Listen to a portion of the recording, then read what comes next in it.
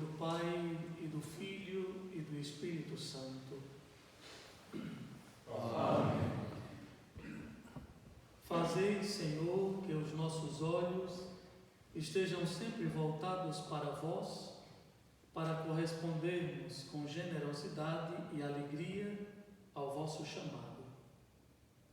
Por Cristo, nosso Senhor. Amém.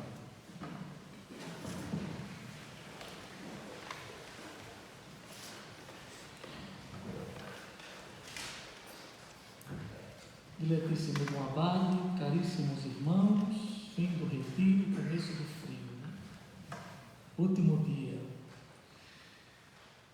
Irmãos, dedicaremos essa penúltima reflexão, que serve quase como síntese, talvez, porque avistaremos a santidade como dom, como graça a ser recebida, o dom da santidade. Confesso que tenho cada vez mais dificuldade em abordar o tema da santidade, porque às vezes parece que estamos querendo voltar a uma uniformização espiritual, ou mesmo forçar as nossas vidas a parâmetros espirituais já não mais eloquentes como antes. Mas o fato é que a nossa vida, como dizíamos, é cada vez mais dispersa. Até as nossas relações mais gratuitas entram na mesma lógica, infelizmente no mesmo esquema de prazos e obrigações. Número 74 da exortação apostólica Gaudete et Exsultate, sobre a chamada à santidade no mundo atual. Diz o Santo Padre: condição essencial para avançar no discernimento é educar-se para a paciência de Deus e os seus tempos, que nunca são os nossos. Ele nos faz descer fogo do céu sobre os incrédulos. Ele não faz descer fogo do céu sobre os incrédulos, nem permite aos zelosos arrancar o joio que cresce juntamente com o trigo. Além disso, requer-se generosidade, porque a felicidade está ainda mais em dar do que receber.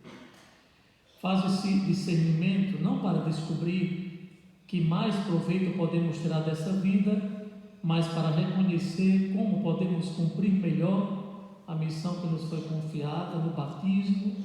Isto implica estar disposto a fazer renúncias até dar tudo de nós.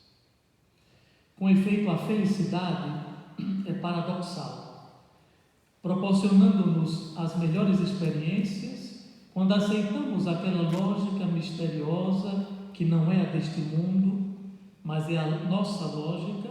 Se torna, como dizia São Boaventura, cita o Papa, referindo-se à cruz, torna-se a nossa lógica. Quando uma pessoa assume essa dinâmica, não deixa-se anestesiar a sua consciência e abre-se generosamente ao discernimento. Continua o Papa: quando perscrutamos na presença de Deus os caminhos da nossa vida, não há espaços que fiquem excluídos. Em todos os aspectos da nossa existência, podemos continuar a crescer e dar algo mais a Deus. Mesmo naqueles em que experimentamos as dificuldades mais fortes, mais intensas, é necessário pedir ao Espírito de Deus que nos liberte e expulse aquele medo que nos leva a negar-lhe a entrada em alguns aspectos da nossa existência. Aquele que pede tudo, também dá tudo, e não quer entrar em nós para mutilar ou para enfraquecer, mas para levar à perfeição. Isto mostra-nos que o discernimento não é uma autoanálise presunçosa, uma introspecção egoística, mas uma verdadeira saída de nós mesmos para o mistério de Deus, que nos ajuda a viver a missão para a qual nos chamou, para o bem dos nossos irmãos. Para os institutos de vida contemplativa, no decreto Perfecte Caritatis, uma citação, é o número 7. Estes oferecem a Deus um exímio sacrifício de louvor. Enriquecem com abundantes frutos de santidade o povo de Deus. Movem com o seu exemplo e dilatam-se mercê de sua misteriosa fecundidade apostólica. São honra da Igreja e fonte das graças celestes. Irmãos, a Igreja sempre viu na profissão dos conselhos evangélicos, nas suas variações, um privilegiado caminho para a santidade. Um caminho, como os outros, mas um privilegiado caminho.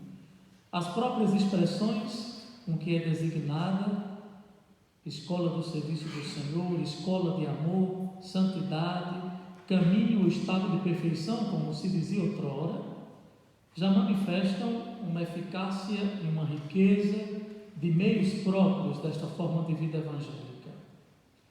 Não foi por acaso que no decorrer dos séculos, tantos consagrados deixaram eloquentes testemunhos de santidade e realizaram façanhas de evangelização e de serviço, particularmente generosas e árduas. A vida no Espírito de Deus é, portanto, integradora de nós. Por isso, prefiro falar a partir de meios disponíveis que, pela graça de Deus, quase que garantem diariamente a qualidade da nossa vida espiritual. Não nos iludamos, irmãos, não há vida espiritual sem paixão, sem amor. Não há amor sem corpo. Não há escolhas sem ascese, não há asceses sem convicções.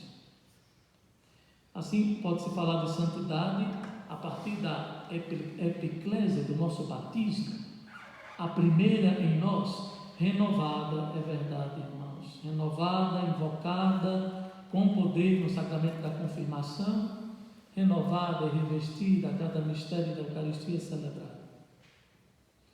Por isso, nessa manhã, irmãos, eu proponho um itinerário de peregrinação espiritual. Alguns deles podemos fazer também fisicamente, se frio deixar. Um itinerário de romaria e peregrinação. São 4 lugares que gostaria de visitá-los com vocês, irmãos. Acessíveis. Talvez nem sempre são dadas as ênfases devidas a estes lugares. O primeiro, a fonte batismal. O segundo, o chão. O terceiro, o santo altar. O quarto, o coro. São 5. O quinto, o cemitério. A fonte batismal, o chão, o santo altar, o coro e o cemitério. Vamos à fonte batismal. No mistério da nossa vocação está a nossa inserção no povo santo de Deus. No Tratado sobre a Trindade de Dídimo de Alexandria, século IV, temos uma belíssima expressão, está na segunda-feira da sexta semana da Páscoa, na Ofício de Leituras. Uma belíssima expressão, dizendo que a fonte batismal dá a luz. Belíssimo. A fonte batismal dá a luz de maneira visível ao nosso corpo, de maneira invisível ao nosso corpo visível, pelo ministério dos sacerdotes. É o Espírito de Deus, invisível a todas as inteligências, é que batiza e regenera simultaneamente o corpo e a alma, pelo ministério dos anjos. Segunda-feira da sexta semana da Páscoa. A fonte batismal dá a luz. Portanto, queridos irmãos, proponho que visitemos nossas fontes batismais em nossas paróquias de origem, na nossa oração mental, na nossa meditação desta manhã. É o primeiro lugar da nossa peregrinação. Aqui, espiritualmente, o faremos, mas quem sabe, numa oportunidade, visitando as nossas casas, as nossas famílias, as comunidades de origem, revisitemos fisicamente este lugar. Passemos tempo rezando diante do mistério da aliança de amor de Deus. Seria um belo retiro para nós, cada vez que vamos e visitamos o nosso lar e as nossas origens de fé. As águas santas do batismo, tocadas e consagradas por Jesus Cristo, quando o seu corpo toca as águas batismais, nos propõe um itinerário de santidade a todos nós. Dali saímos regenerados, inseridos, enxertados em Cristo, plasmados de seu Espírito para todos sempre. Às vezes esquecemos que somos vinculados ao Senhor graças a esse mistério da vida divina dada a nós, manifestada gratuitamente no mistério do batismo. Certamente, irmãos, recordamos quando alguma vez na vida escutamos a palavra de Deus. Essa palavra foi para nós uma grande descoberta tão forte que mudou até a nossa maneira de pensar, de ver o mundo. Talvez até uma palavra que já conhecíamos, mas que foi dita de outra forma, um gesto em alguma celebração, um toque de Deus. Imagina a frase de Francisco de Assis Vale, que escutou: reconstrói a minha igreja. Enfim, alguma vez, quem indo à igreja, escutando a homilia, permita também uma questão. Acho que a gente está, de fato, assim, a vivência ritual, a gente não pode perder. Às vezes os comentários sobre as celebrações eucarísticas são: a missa foi bonita, o padre falou bem. Mas e a expressão ritual? E o canto? E o mistério? Não é a eloquência que toca somente. Está em segundo, terceiro, quarto plano. Em primeiro lugar, a experiência de Deus. Pronto, isso foi só uma divagação. Quando na igreja escutamos alguma homilia, algum gesto, alguma saudação que nos pareceu profundamente interior, profunda, estendeu-se devidamente ao nosso coração, ou ainda um dia olhando a beleza do criado, a natureza, contemplando as belezas de Deus, hoje a contemplação está cada vez mais difícil, nós estamos curvados diante de nós por causa dos celulares, de uma forma geral é isso, andamos assim, o parâmetro de visão é esse, seremos pessoas mais curvadas também fisicamente, mas incapazes de levantar o olhar e ver a beleza do criado. Mas alguma vez na vida, quando olhamos a natureza, contemplamos as belezas, fizemos uma espécie de renovação espiritual interior. É o Espírito Santo de Deus. Ou em algum momento de extrema dificuldade, dúvida, crise, desilusão, traição, sofrimento, reencontramos uma força superior a nós, mas que se encontrava em nós, porque a graça do batismo não nos deixa nunca, curando por dentro, fortificando cada ato, dando vigor e esperança aos nossos dias. É o Espírito de Deus. Nós, irmãos, que possibilidade teríamos de conhecer o mistério, não intelectualmente, se não fosse dado tudo isso pelo Espírito de Deus? Não um conceito a ser aderido mentalmente, nenhuma explicação a ser feita, nenhuma pregação, mas um hálito de vida, dizíamos no primeiro dia, um respiro, uma força, o dom precioso do ressuscitado. Jesus infunde seu Espírito em nós, que tivemos a graça de acolhermos a sua palavra e aderirmos a essa fé. Ele está em nós desde o dia do Santo Batismo, faz morada em nós. Quando invocamos, advertimos sua presença.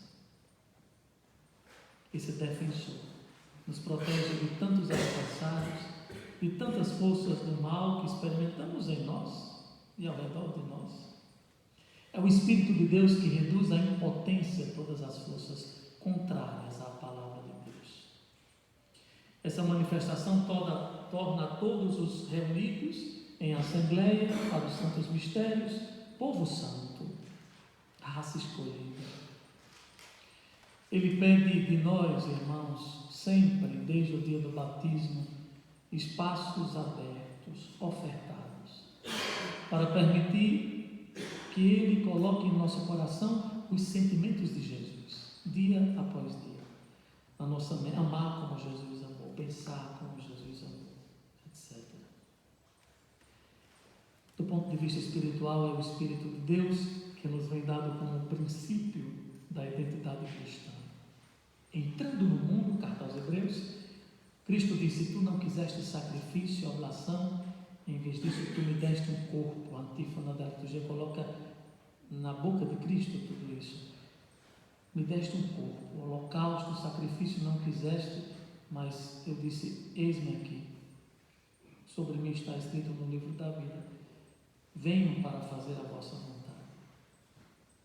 Deus Pai, vem do Verbo eterno, que sempre conhece nessa comunhão de amor que é a Santíssima Trindade, no mistério do batismo, vendo Jesus, segundo a citação de Marcos, no meio daquela existência e multidão de pecadores, Jesus diz uma palavra: tu, ao Filho, tu és meu Filho amado, predileto.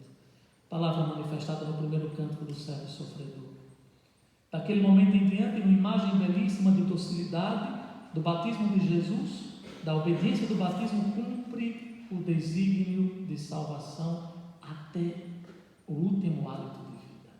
Mistério da Semana Santa. Pensemos, irmãos, se já é tanto sentirmos-nos visitados por Deus, tocados na grandeza do seu mistério de modo imerecido. Ele na encarnação assume nossas fragilidades, nos conforta, nos dá vigor em sua Páscoa. Imaginemos a grandeza da existência de Jesus, plasmada por seu Espírito, que também foi dado a nós. Belíssimo mistério. Cabe a nós agradecer e contemplar.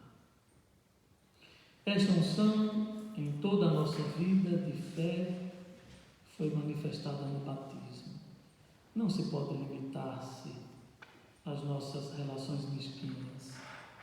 A fonte batismal. Ali, a vida de Cristo em nós.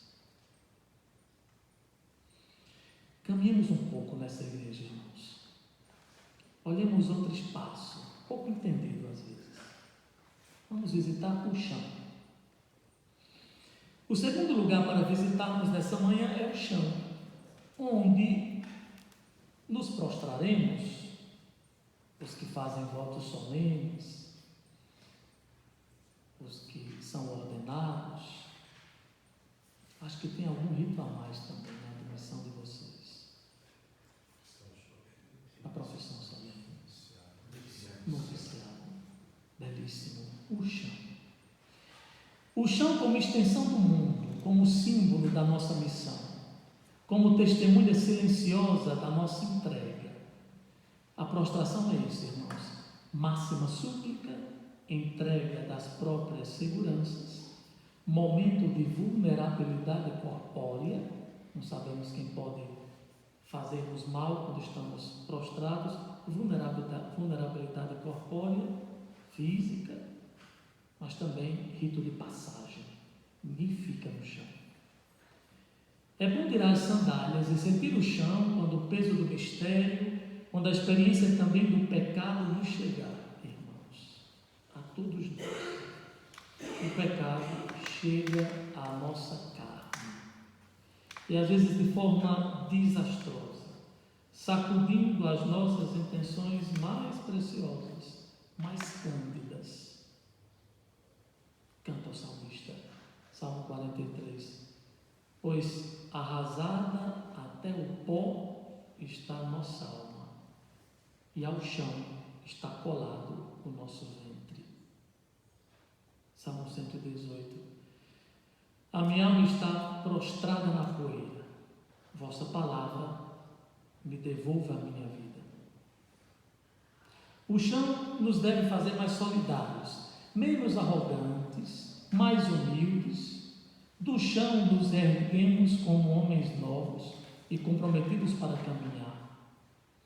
Somos consagrados no chão do mundo, nesse mundo com progresso científico que nos envolve, com novas tecnologias e mídias que nos dão uma falsa segurança, que nos colocam em estado sutil de exclusão dos outros, que nos anestesia dos irmãos. É quase natural fazer com os outros o que fazemos com nossos contatos.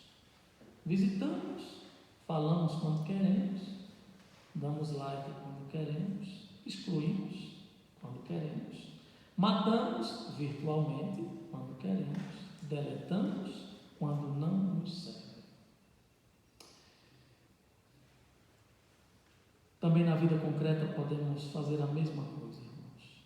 Somos consagrados nessa sociedade multicultural, relativista, individualista, que às vezes esquece e exclui até o próprio Deus de seus horizontes. Sem pessimismo. É a nossa sociedade. O que é o homem cristão consagrado numa comunidade religiosa? São a imagem de Cristo servidor, todos nós. Quantas vezes nos acolhemos? Já nos perguntávamos no terceiro dia. Quantas vezes? Quantas vezes somos diáconos uns dos outros? O chão nos ensina a ser humildes, a reconhecer. Seria bom rezarmos nessa posição em alguns momentos da nossa vida. Se uma ligação nos une espiritualmente à fonte batismal, outra ligação também nos une à experiência do chão, da comunidade onde vamos nos prostrar. Uma prostração diferente, um dia solene cheio de gente, irmãos nossos na terra, irmãos e irmãs nossos no céu, implorando a Deus a perseverança de quem se diz caído, para ser reerguido na graça da fidelidade e da perseverança. O chão. Caminhamos um pouco nessa igreja, irmãos. Vamos até o altar. O terceiro locus é o Santo Altar, o mistério da Eucaristia. A prece de dedicação do altar se constitui como uma verdadeira obra-prima do pós-concílio. Você sabe que é praticamente o último ritual a ser reformado, a dedicação da igreja do altar. 77 ou 70, não me recordo. Você sabe que o texto não existia, provavelmente seja de Inácio Caladui. Bom, o texto é da igreja sempre, né? Mas para dizer que não havia um texto próprio para a dedicação. E é belíssimo. Há duas composições maravilhosas. Ela não possui, é verdade que não possui raiz direta na tradição, foi um pouco a minha tese sobre o ósculo e o altar em Santo Anselmo. Mas ela possui a estrutura tradicional de qualquer ecologia. Apresenta as funções do altar. Dizíamos ontem, acho que muito levemente. Primeiramente, o texto da dedicação do altar diz que seja para nós este altar signum Christi. É a primeira afirmação. Que seja sinal de Cristo. Depois, diz que esta mesa seja mensa festiva. Mesa festiva. Sem dramas. Falávamos ontem dos conceitos de Eucaristia. Seja mesa festiva, porque ao redor dela reúnem-se irmãos tocados pelo amor do Senhor. Depois diz que o altar é locus intime communiones, lugar de íntima comunhão. Por isso ósculo. Se beija quem se ama, em todos os sentidos. Lugar de íntima comunhão, a intimidade do altar. Depois o texto fala, seja essa peça para nós, esse altar para nós, fons unitatis ecclesia, fonte da unidade da igreja. É uma grande aspiração em forma de prece, que há ambientes muito desunidos em relação ao altar. E diz que é centrum nostre laudes, que seja o centro do nosso louvor, o rito de dedicação da igreja do altar. A outra afirmação do outro texto, como se dedica somente ao altar, que diz assim, muita gente fica pavorosa com essa expressão da liturgia, que esse altar seja lugar onde os pobres encontrem alimento. Belíssimo. Bom, essa primeira expressão, Signum Christi, na prece de dedicação do altar, é mais eminente, sem dúvida. Se o altar é Cristo, Os cristãos são pedras vivas deste corpo. A presença a Cristo, a pertença a Cristo, também é a proclamação litúrgica. Quando se unge o altar e, por extensão, por causa do altar, as paredes da construção, depois o corpo da igreja, nas diversas unções. É belíssimo, porque o Cristo ungido unge e cristifica a cada um de nós, a sua igreja. Essas afirmações todas, irmãos, uma afirmação da intimidade, por isso o santo ósculo é sinal também da nossa disposição casta em amar o Senhor com todas as nossas fragilidades. Pensemos nisso, o altar como lugar de intimidade. É fonte de unidade, dizíamos, porque o sacrifício da cruz de Cristo, comemorado no altar, nos une, é fonte de unidade, é fonte de concórdia entre os membros da igreja, é fonte de caridade, deve nos animar na disposição diária em amarmos uns aos outros. Aqui estamos de frente a uma altíssima teologia abrangente. O altar como centro do nosso louvor. Pensemos na liturgia em suas diversas expressões, cujo ponto de partida é sempre Cristo. Perdemos o ponto de partida, a referência na igreja. Irmãos, basta olhar uma procissão de entrada. Para onde vamos com procissão? A Cristo. De onde partimos depois? De Cristo ao altar. Não perdemos a referência simbólica. Absolutamente. O Oriente é sempre Cristo. Perguntávamos ontem como celebramos de fato as nossas Eucaristias, etc.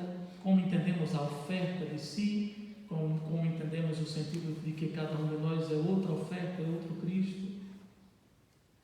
Convido os irmãos a visitarem a singela beleza do nosso altar. A quem sabe aproximar-se com maior atenção, a quem sabe fazer o gesto do ósculo pessoal, no deserto do santo altar, pedirmos a Deus o dom de uma santidade de vida que brota do mistério que celebramos pela graça todos os dias. Quarto lugar. Vamos mais um pouco. Visitemos o nosso corpo. E aqui no abade passa de simples intuições, que realmente eu não sei o verdadeiro significado. Consegui intuir pela própria celebração, mas o quarto lugar, irmãos, é o coro. Na minha visão, pelo que percebi, essas 3 vezes que aqui vem, o coro é lugar mistagógico que, para além da praticidade do espaço, do louvor, na minha visão é como um ambão, extensão do ambão. Um monumento resurreccionis. Sabe que o ambão é um monumento à ressurreição do Senhor. É um jardim de procura e encontro, de silêncio e reverência, de percepção de presença e, por isso, de profunda alegria. É o lugar da certeza do sepulcro vazio. Com ele ressuscitaremos. Sepultados com ele no batismo, nele também ressuscitastes pela fé no poder de Deus, que o ressuscitou dos mortos. Carta aos Colossenses, capítulo 2, versículo 12. Na minha visão, repito, que pode ser que haja uma belíssima tradição por trás disso, mas na minha visão, o coro é o lugar das miróforas, é o lugar das mulheres portadoras de perfume, imagem da igreja, que na espreita da alvorada oferecem ungüentos ao corpo do Senhor. É o lugar do privilégio feminino, portanto da igreja, a igreja que somos nós. Do privilégio de Madalena como a testemunha do Senhor ressuscitado. Só à noite foi a testemunha da ressurreição. Mas no coro, como Madalena, somos a igreja testemunha do ressuscitado. Olha, eu não tenho medo de ler certos autores, não sei o que, está indexado, enfim. Tem uma novela, acho que não sei se é colombiana, uma novela bíblica dos anos 70, Um Tal Jesus. Tem toda disponível na internet. O autor, se eu não me engano, ou foi jesuíta, enfim. José Inácio. Parece que é um dos autores bem polêmicos. Mas, enfim, tem uma passagem, acho que uma das novelas, acho que são radionovelas, né? Meu professor de Sagrada Escritura, que me despertou uma vez para isso. Uma dessas novelas, dessas radionovelas, é o belíssimo encontro de Maria Madalena no Jardim do Ressuscitado. E Maria passa de uma tristeza a uma alegria. Há autores que dizem que Maria, antes mesmo de ser pronunciada o seu nome, ela reconhece o riso de Jesus. É bem interessante. O sorriso de Cristo, ele ironiza os medos maiores que temos. Arrasou por terra, coloca por terra o medo, o aguilhão da morte. Por isso pode rir da morte que não venceu. No coro vemos o Senhor. Vocês sabem muito bem que na cena do jardim de João capítulo 20, versículos de 1 a 9, esse texto tem suas raízes na narrativa da esposa dos Cantares. Eu abri a minha porta ao meu amado, tirando-lhe o ferrolho, capítulo 3, Cântico dos Cânticos. Mas ele já se tinha ido e era já passada a outra parte. A minha alma se derreteu assim que ele falou. Busquei-o, mas não achei. Na tradução de vocês, Chamei-o, ele não me respondeu. Olha os verbos. Encontraram-me, verbo encontrar no jardim. Encontraram-me os guardas que rondam a cidade, bateram-me, feriram-me, tiraram-me o meu manto, os guardas da muralha. Eu vos conjuro, filhas de Jerusalém, que se encontrardes ao meu amado, lhe façais saber que estou enferma de amor. João 20. Manhã do primeiro dia da semana. Maria Madalena foi ao túmulo de Jesus bem de madrugada. Quando ainda estava escuro, viu que a pedra tinha sido retirada do túmulo. Ela saiu correndo e foi encontrar Simão Pedro e outro discípulo. Correr, encontrar, são verbos que podem expressar esse quarto lugar. Quinto lugar, o coro. Ali o ressuscitado aparece. Por isso cantamos o aleluia. Último espaço, caríssimos irmãos, último lugar, o cemitério. Há um rito bonito aqui, nesta abadia, na manhã de Páscoa, se não me engano, não é? A visita às vésperas, belíssimo. Alguém me falou na primeira vez que eu vim aqui.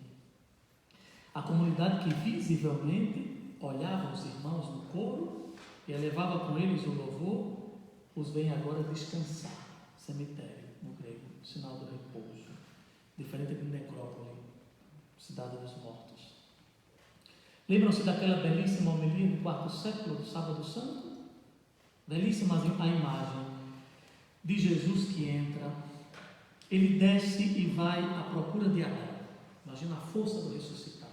Há quem explica a iconografia do ressuscitado, pode ver que a iconografia tradicional não traz o ressuscitado puxando Adão pela mão, mas pelo pulso, doador de vida, doa de novo a vida. Vai à procura de Adão, nosso primeiro pai, a ovelha perdida, faz questão de visitar os que estão mergulhados nas trevas. O Senhor entrou onde eles estavam, levando em suas mãos a arma da cruz vitoriosa. Quando Adão, nosso primeiro pai, o viu, exclamou para todos os demais, batendo no peito e cheio de admiração: o meu Senhor está no meio de nós. E Cristo respondeu: e com o teu espírito? E tomando-o pela mão disse: acorda, tu que dormes. Cemitério. Levanta-te dentre os mortos, Cristo te iluminará. Eu sou teu Deus, que por tua causa me tornei teu filho. E por ti, e por aqueles que nasceram de ti, agora digo com todo o meu poder, e ordeno aos que estavam na prisão: saí, e aos que jaziam nas trevas: vinde para a luz, e aos entorpecidos: levantai-vos. O gesto corporal do ressuscitado. Visitemos, irmãos caríssimos, estes lugares. Uma tentativa de poesia e oração. Quem são estes? São os irmãos do 8º dia. Suas vidas se configuram ao mistério da ressurreição do Senhor. Eles passam a maior parte do tempo de suas vidas percorrendo um único itinerário. Seus olhos antecipam as vigílias. Seus pés não tropeçam em pedras. Suas vestes são largas. Assim, sei o itinerário deles.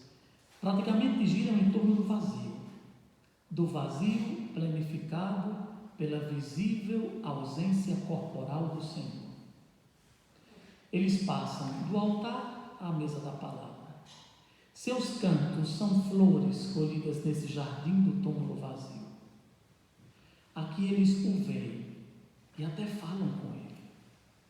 Na verdade, eles cantam de frente um ao outro, como se o vissem corporalmente, mas na verdade é nos irmãos que eles o veem. Mas o que falam e o que cantam não é comum. Nos dias em que honram com especial devoção o Senhor ressuscitado, entoam um aleluia de tirar o fôlego, longo, porque não para. Continuam a cantar até o fim da vida.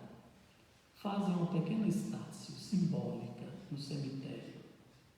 Mas ali também cantam, porque os que se foram dormem somente. Os que se foram recebem deles o canto, porque continuam na eternidade a cantar. Ali sim, sem tirar o fôlego para sempre, pelos séculos. Sim, e suas roupas, elas são largas, escuras como a noite. Na verdade, eles driblam a noite, fazem parecer-se com a noite, mas na verdade é o dia que eles buscam. Há uma cândida brancura em seus rostos e em suas vestes solenes. Curioso que os primeiros sinais do dia, eles estão proclamando, aos primeiros sinais do dia, eu percebi, eles estão proclamando o Evangelho. Dali saem e comunicam aos outros em gestos, silêncios, sinais e poucas palavras a verdade da presença do Senhor em sua casa, em suas vidas. Quando um deles precisa sair, quando retornam, os que aqui ficam o recebem como na primeira vez. Sorriem, abraçam e comunicam a mesma coisa em seus gestos, o mistério do 8º dia. Senhor, esplendor luminoso de vida e ressurreição, tende piedade destes vossos, piedade e compaixão deles, para que seus passos, suas vozes, sua respiração, suas inteligências, suas forças, suas vidas jovens, corram o perigo de serem destruídas pelo astuto inimigo. Concedei-lhes a coragem dos que estiveram antes neste jardim de louvor, a começar pela corajosa Madalena. Dai-lhes o revigoramento constante de suas forças. Tirai deles o medo. Concedei-lhes a limpidez de um coração em paz, a respiração de um homem curado, o vigor de ânimo da Virgem Mãe do Ressuscitado, a quem eles despertam cedinho para com eles cantar todos os dias o cântico novo.